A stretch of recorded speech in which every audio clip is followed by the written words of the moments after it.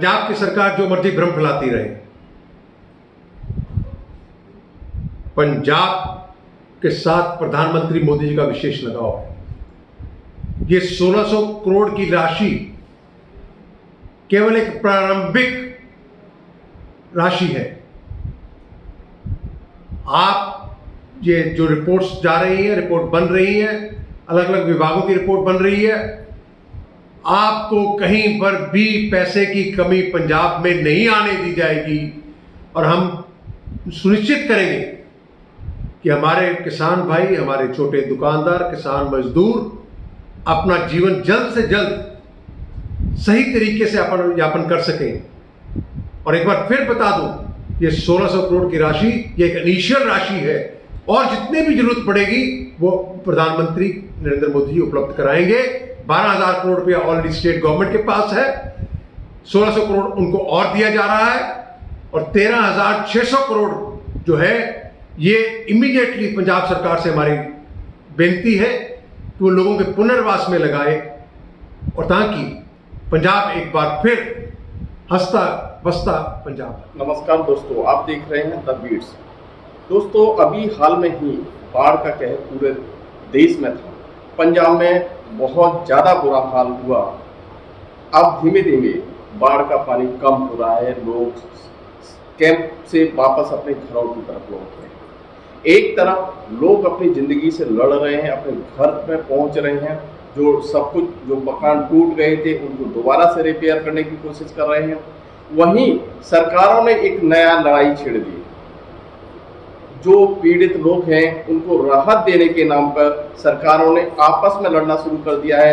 केंद्र सरकार ने राहत राशि दी है, राज्य सरकार कहती है ये तो बहुत कम राशि दी है, ये मजाक किया है पंजाब के साथ में। केंद्र कहती है कि ऑलरेडी पंजाब सरकार के पास में 12,000 करोड़ रुपए पिछला भी बकाया पड़ा है और एक फूटी कौड़ी भी मजाक किसी भी पीड़ित को नहीं दी है। द बीट्स की टीम भी इन दिनों में ग्राउंड जीरो पर है, वहाँ इस समय के हालातों का जायजा ले रही है। जो लोग अपने घर को लौटे हैं, टूटे हुए मकान को, कच्चे मकान को दोबारा बनाने की कोशिश कर रहे हैं। दोस्तों, आप सरकारों को अपना वोट देते हो, टैक्स देते हो, जिससे सरकारें चलती हैं, जिससे प्लानिंग होती है, जिससे पानी, बिजली, सड़कें की सुविधा मिलती है। बाढ़ से जूझने के बाद कैंपों से लोग अपने घर लौट रहे हैं, टूटे हुए मकानों को बनाने की कोशिश कर रहे हैं। उन्हें आज की डेट में सबसे ज्यादा सरकार की सहायता की जरूरत है, लेकिन अभी तक सरकार की ओर से जितने लोगों से हमारी बात हुई है, जितने घरों तक हम लोग पहुंचे हैं, वहां पर सबका एक ही कहना है कि सरकार की तरफ से अभी फूटी कौड़ी भी नहीं मिली है। हाँ, मदद आ रही है, लोग समाज सेवी संस्था कर रहे हैं, लेकिन जो मकान टूट गए हैं, जो कच्चे मकान टूट गए हैं, उनकी रिपेयर के लिए अभी तक कोई सामने नहीं आया है। और बहुत सारे लोग जो पीड़ित हैं वो तो यहाँ तक हमारी टीम से गुहार लगा चुके हैं कि हमें सरकार से बहुत ज़्यादा कुछ नहीं चाहिए, हमारे मकान कच्चे थे, सिर्फ उस कच्चे मकानों की ही सरकार रिपेयर कर दे, बहुत ज़्यादा है। लेकिन स्थिति ये है, सरकारों में आपस की लड़ाई शुरू हो गई है। अब जो सरकारों का क्या है फार्मूला कि अब वो अधिकारी बैठेंगे, प्लानिंग बनाएंगे, सर्वेक्षण करेंगे। सरकारों की इस कागजी कार्रवाई के बाद लोगों तक मदद कब पहुंचेगी अभी कुछ भी नहीं कहा जा सकता है, और जब तक पहुंचेगी तब तक लोग उम्मीद खो बैठेंगे। मदद की अगर जरूरत है तो आज की डेट में जरूरत है। जैसा केंद्र सरकार ने बताया कि अभी प्रधानमंत्री जी आए थे, 1600 करोड़ रुपए की और सहायता राशि की घोषणा प्रधानमंत्री जी करके गए। उनका कहना है कि 12,000 करोड़ रुपए पहले से पंजाब सरकार के पास में पड़ा हुआ है, जो इसी काम के लिए, जो प्राकृतिक आपदा से की सहायता में लोगों की मदद के लिए पड़ा हुआ है, लेकिन उसमें से कोई पैसा अभी तक खर्च नहीं हुआ है। इसका खंडन भी अभी तक पंजाब सरकार की ओर से किसी ने नहीं किया है। तो ये हैरान कर देने वाली बात है। जो 2023 में बाढ़ आई थी, उससे जो प्रभावित लोग थे, बहुत सारे लोगों को अभी तक मुआवजा नहीं मिला है। वो जब एसडीएम दफ्तर या जिला प्रशासन के दूसरे अधिकारियों से मिलते हैं तो उनको कह दिया जाता है कि उनके जो पैसा था, मुआवजा राशि था, वो लैप्स हो गई है, वो केंद्र सरकार को वापस चली गई है। जबकि प्रधानमंत्री जी ने यहाँ पर ऐसे किसानों की ने जब उन्हें बताया कि ऐसा उनके साथ हो रहा है, तो उन्होंने बताया कि प्राकृतिक आपदा से जो राशि राज्य सरकारों को मिलती है केंद्र की तरफ से, वो कभी वापस नहीं होती है। ये जो कुछ खेल हो रहा है, लोगों को राहत देने के नाम पर ये बहुत ही गंदा खेल है।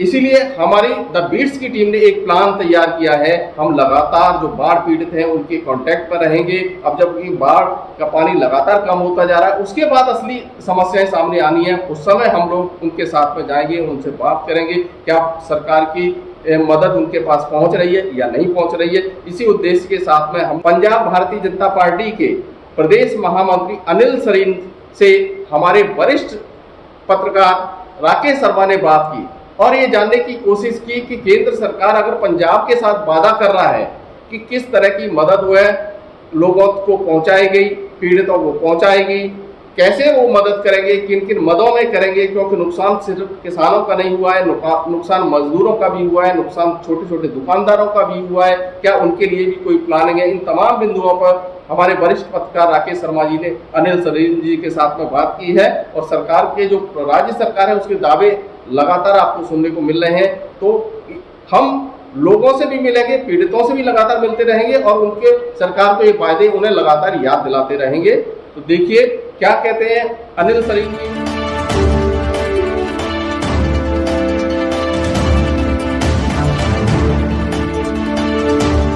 नमस्कार दर्शक श्रोता बंधुओं, एक बार फिर राकेश शर्मा आपके लिए द बीट्स चैनल के लिए। आज हमारे बीच एक ऐसी शख्सियत जिनके तर्कों में जोरदार दम होता है, जिनकी बातों में सत्यता होती है और जिनके आंकड़ों में सटीक विश्लेषण होता है। मेरी मुराद भारतीय जनता पार्टी प्रदेश के महामंत्री श्री अनिल सरीन जी से है। और सरीन साहब, आपका स्वागत है द बीट्स। नमस्कार। जैसा कि मैंने कहा सर कि पंजाब एक घनघोर आपदा में घिरा हुआ है। कल प्रधानमंत्री जी का दौरा हुआ, आप इसे कैसे लेते हैं? प्रधानमंत्री विदेश से लौटते ही सबसे पहला काम उन्होंने पंजाब के मुख्यमंत्री से बात कर पंजाब का हाल जाना।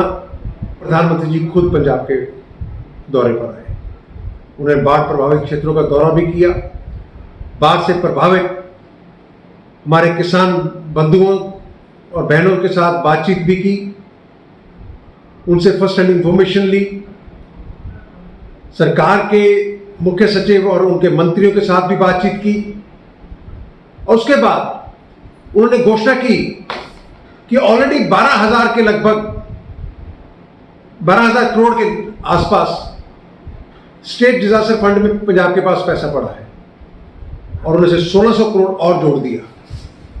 तो इस तरह से इस समय पंजाब सरकार के पास 13,600 करोड़ रुपए की राशि है जो बाढ़ प्रभावित क्षेत्रों में खर्च की जा सकती है। दुख की बात है कि अभी तक केवल 71 करोड़ उसमें से खर्च किया गया, जिसे लोगों को काफी संकट का सामना करना पड़ा। और उसके साथ साथ ये जो 1600 करोड़ की राशि प्रधानमंत्री जी ने घोषित की है, ये केवल प्रारंभिक एक राशि है। इसके बाद जिस तरह से जो केंद्र की टीमें आई थी उनकी रिपोर्ट आएगी, अलग अलग क्षेत्रों में क्या क्या नुकसान हुआ, उसके लिए धनराशि अलग से दी जाएगी। सर, मैं आपको टोकना चाहता हूँ, आपने अभी एक रहस्योद्घाटन किया कि 12,000 करोड़ रुपए पहले से आए हुए हैं। जी हाँ, स्टेट डिजास्टर फंड में हर साल केंद्र की तरफ से एक निश्चित राशि जो कि पंजाब में लगभग 500 से 600 करोड़ की होती है, हर वर्ष आती है और वो उसमें ऐड होती रहती है। तो लगभग 12,000 करोड़ के ऑलरेडी जो है पंजाब के पास पड़ा हुआ है और 1600 करोड़ रुपये कल प्रधानमंत्री जी ने दिया। दुख की बात यह है कि पंजाब सरकार ने केवल उसमें से 71 करोड़ रुपए खर्च किया। 71 करोड़ रुपया, भयंकर लापरवाही से कह सकते हैं। मैं हैरान हूं कि जब आपके पास पैसा पड़ा है तो पंजाबियों को किस लिए इस दुर्गति में आपने डाला, क्यों नहीं इसका प्रबंध किया? बाढ़ से बचने के लिए हम अनेक प्रबंध कर सकते थे, आपने उसमें लापरवाही की। लेकिन मैं पंजाबी अपने बहन भाइयों से एक बात स्पष्ट कर देना चाहता हूं, इस दुख की घड़ी में भारतीय जनता पार्टी का एक एक कार्यकर्ता आपके साथ खड़ा है। जिन हमारे भाई बहनों के मकानों को क्षति पहुंची है, प्रधानमंत्री आवास योजना के तहत उनके घरों का पुनर्वास किया जाएगा। जिन गांवों में स्कूलों की स्थिति खराब हुई है, समग्र शिक्षा अभियान के तहत उन स्कूलों का पुनर्वास किया जाएगा, पुनर्निर्माण किया जाएगा। और हमारे भाइयों के जो बोरवेल मठ से खराब हो गए हैं, राष्ट्रीय कृषि विकास योजना के तहत उनको ठीक किया जाएगा। जो डीजल से चलने वाले पंप थे, उनकी क्षति सोलर एनर्जी के माध्यम से पूरी की जाएगी। पीने के लिए पानी की व्यवस्था करने के लिए हर घर नल से जल योजना के तहत पीने का पानी उपलब्ध कराया जाएगा। और इसके साथ साथ जो लोग अपने जवान गंवा बैठे हैं इस आपदा में, 2 लाख रुपए उनको तुरंत अनुदान दिया जाएगा। और जो इंजर्ड है वो 50,000 उनको दिया जाएगा। और कुछ एक ऐसे इंस्टेंस भी आए हैं जहां पर कुछ बच्चे अनाथ हो गए हैं, उनके माँ बाप इस बाढ़ में अपनी जान गंवा बैठे हैं। पीएम चाइल्ड केयर स्कीम के तहत उनका पालन पोषण किया जाएगा। और रोड इंफ्रास्ट्रक्चर और दूसरा जो कुछ भी है वो सारा रीबिल्ड किया जाएगा। ये सब केंद्र सरकार कर रही है। तो मैं ये कह सकता हूं, इसके साथ साथ भारतीय जनता पार्टी ने ये बीड़ा उठाया है कि हम खेतों से, घरों से जो रेत और मिट्टी के 2-2, 3-3 फुट हो गई है, उसके लिए हम कार सेवा के माध्यम से उनमें किसान भाइयों की मदद करेंगे। जब तक वो अपने भोजन की कमाई करने के काबिल नहीं हो जाते, हम इनिशियली जो है उनको राशन मुहैया कराएंगे। उनके रहने के लिए रजाई, कंबल, अपने चारपाई, बर्तन, जो भी मूलभूत सुविधाएं उनको मिलनी चाहिए, उसकी व्यवस्था भारतीय जनता पार्टी करने के लिए तैयार है और मैदान में उतर चुकी है। अनिल जी, आपकी बातों में बहुत दम है जो सरकार ने किया। एक प्रश्न मेरे दिल में बार बार उठ रहा है कि आपने कहा कि रेत 3 फुट, 4 फुट, 6-7 फुट भी आ गई हो। अगली फसल की बिजाई के लिए जिमीदार के पास, किसानों के पास ट्रैक्टर तो है, पर उसको सफाई करने का, अगली फसल को बीजने के लिए क्या केंद्र सरकार या भारतीय जनता पार्टी की ओर से ऐसा करना कि बड़ी मशीनरी से या जल्दी वो सिल्ट को हटाया जा सके ताकि अगली फसल समय पर बिजाई हो सके? ऐसा भी कुछ आप सुझाव देंगे? भारतीय जनता पार्टी के पंजाब इकाई ने ये फैसला लिया है कि सिल्ट को उठाने के लिए, उसको रिमूव करने के लिए जो भी मदद चाहिए होगी हमारे किसान भाइयों को, चाहे वो ट्रैक्टर की सेवा से हो, चाहे वो टिप्पर की, और चाहे वो उसमें जेसीबी मशीन्स की जरूरत हो, वो सब जो है भारतीय जनता पार्टी उनको मुहैया कराएगी। और उनकी जो भी संभव मदद हो सकती है, हर संभव मदद जो है भारतीय जनता पार्टी उसमें करेगी। बहुत अच्छा। मैं समझता हूं कि एक बार फिर मोदी जी ने साबित किया है कि पंजाब उनके दिल में बसता है। पर एक छोटा सा मेरा प्रश्न और है, क्योंकि मैं गाँव खलिहानों में घूमता रहता हूँ, मुझे पता लगा है कि ये किसानों की बात हो रही है। इसका एक पक्ष ये भी है कि वो दिहाड़ीदार मजदूर जिनके पास खेती के लिए जमीन नहीं है, जो खुद की कमाई का कोई साधन, उसके साथ साथ छोटे छोटे गांव में छोटे छोटे दुकानदार जिनका कारोबार भी इस आपदा में प्रभावित हुआ है, क्या सरकार को आप सुझाव देंगे कि उनके लिए अलग से कुछ पैकेज या कुछ सहायता उनकी की जा सके? देखिए, जैसे हमारे किसान मजदूर भाई, हमारे छोटे वहाँ पर दुकानदार और अन्य छोटे काम करने वाले, जो व्यवसाय करने वाले जो हमारे भाई बहन हैं, उन्हें उनके पुनर्वास के लिए भी पूरी योजना बनाई गई। जैसे मैंने कहा कि उनके घरों का नुकसान हुआ तो प्रधानमंत्री आवास योजना के तहत हम उनको घर का निर्माण कराने का काम करेंगे। उनके बच्चों की शिक्षा के लिए उचित व्यवस्था करेंगे। और जैसे मैंने कहा कि उनका जो इनिशियली जो है हम उनको राशन पहुंचाना, उनके घर में रहने की पूरी तरह से व्यवस्था करना, उनका सारा सामान जो है खत्म हो गया है, तो चारपाई, कंबल, चादर, बर्तन और कुकिंग का जो भी सामान है, वो जो भी संभव हो सकेगा भारतीय जनता पार्टी किसी भी किसान भाई को या गांव में रहने वाले किसी छोटे व्यापारी, मजदूर और छोटा कारोबार करने वाले हों या चाहे हमारे दलित भाई, उनको जो भी संभव सहायता हो सकेगी, भारतीय जनता पार्टी हर समय उनके द्वार पे खड़ी है। आप आवाज लगाइए, भारतीय जनता पार्टी का कार्यकर्ता आपके पास होगा और जो भी संभव सहायता हो सकेगी वो भारतीय जनता पार्टी आपको उपलब्ध कराएगी। लगता है कि आपकी बातों से मैं ये दावे के साथ कह सकता हूं अपने श्रोता और दर्शक बंधुओं को कि भारतीय जनता पार्टी पूरी तनदेही से पंजाब के किसानों का, पंजाब के मजदूरों का इसमें पूरा सहयोग करेगी। फिर भी मैं इस चैनल के माध्यम से यदि आप हमारे दर्शकों को कुछ विशेष बात कहना चाहते हो तो मैं आपको एक बात, मैं पंजाब के किसान भाइयों को एक बात स्पष्ट कर देना चाहता हूं। पंजाब की सरकार जो मर्जी भ्रम फैलाती रहे,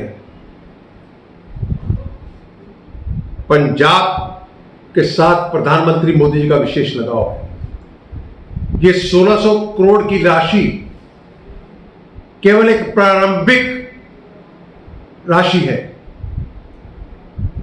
आप ये जो रिपोर्ट्स जा रही हैं, रिपोर्ट बन रही है, अलग अलग विभागों की रिपोर्ट बन रही है, आपको कहीं पर भी पैसे की कमी पंजाब में नहीं आने दी जाएगी और हम सुनिश्चित करेंगे कि हमारे किसान भाई, हमारे छोटे दुकानदार, किसान मजदूर अपना जीवन जल्द से जल्द सही तरीके से अपन यापन कर सकें।